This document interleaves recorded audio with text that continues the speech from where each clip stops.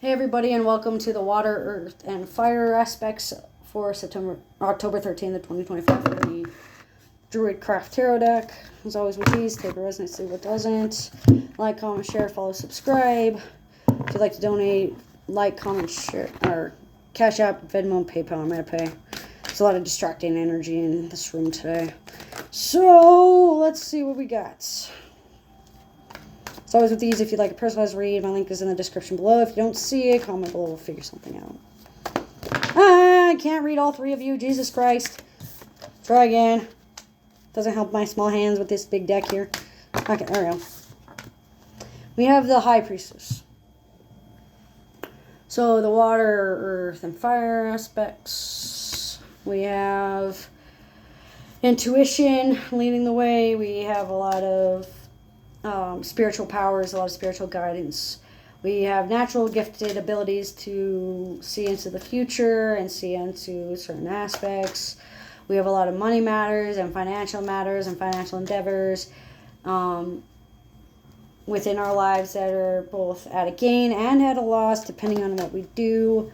We have a lot of choices to be made. We have a lot of duality being brought into the mix, especially for those that are darker skinned or a minority or culturally gifted to like the powers of the moon or the power of phasing or the power of like planeswalking or dreamscaping or time travel or draconic lore or Akashic record reading or forging a new path or rewriting the matrix or whatever seems to float there.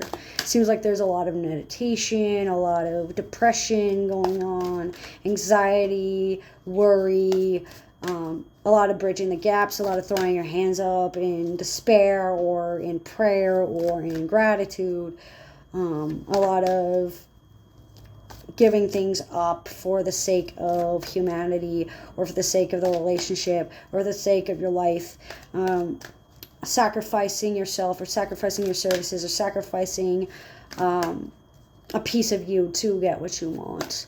It seems like there's some sort of like stoicism or neutrality going on. There seems to be a lot of gray rock methods being played.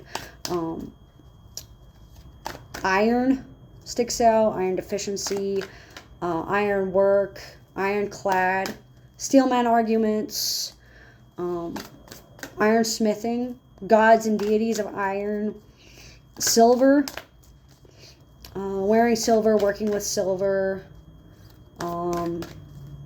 silver blood like the unicorns.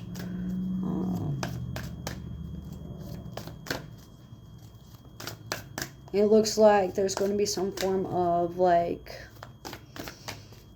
secondary plan going on, or you might have to do like plan B, or you might feel like second in command to someone, or you might need a second opinion from somebody because of your intuition being personalized, or you might be a little too close to the matter at hand.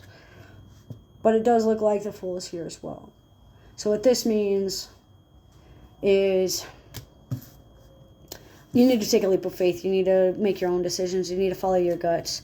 You are given everything you can. You've been given the good side, the bad side, the pros, the cons, the non-negotiables. You've packed what you needed. You've carried what you could. And now it's up to you. Aberlihes stick out. Anthropomorphic guides, animal guides and spirits, anthropomorphic beings. Taking leaps of faith, working through your biases, breaking cycles, repeating cycles. There's loopholes that need to be found. There's clauses and contracts that need to be fulfilled.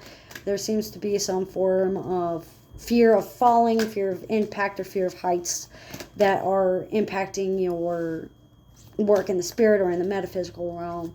And this is especially true for those that hold a lot on their back or lift a lot of weights or have a lot of time on their feet and work and jobs, or those that deal with running around or heavy lifting or long travels.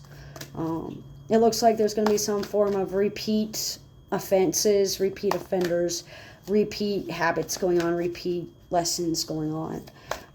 Same shit, different day, same lesson, different person kind of a deal. It could be something as simple as you already understood it, now you gotta reread it again and get it to a different level of understanding or a deeper level of understanding. Zeros are very important today. Twos are very important. 22s, 2020 vision. 20s stick out. 2002, 2022,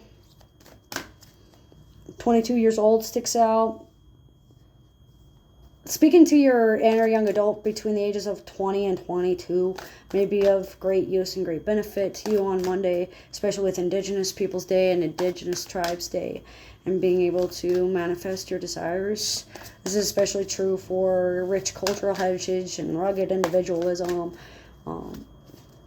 The day can go about many different ways. You can go about this many different ways. There's always seems to be a way that helps manifest desires.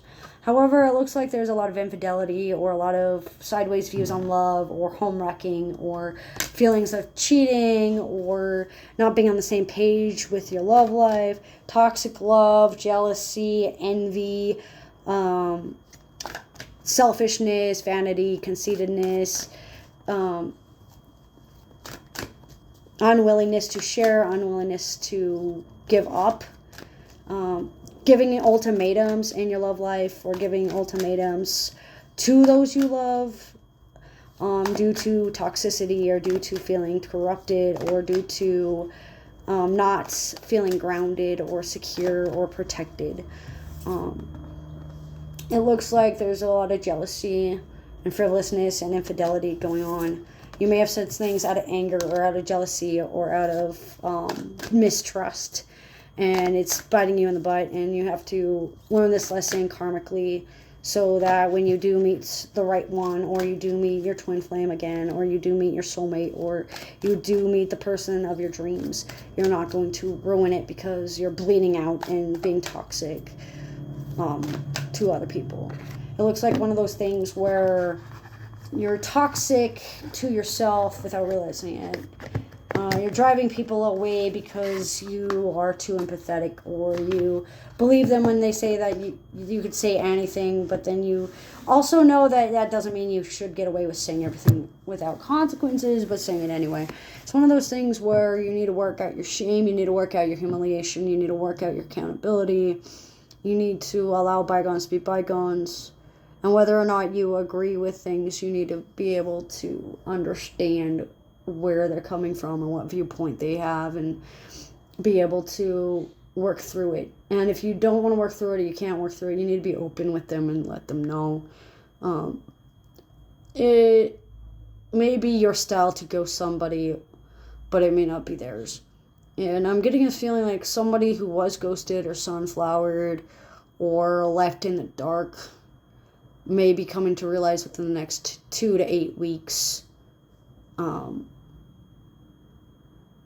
the reason why you're still not over it, or the reason why you can't shake the feeling that some important piece is missing.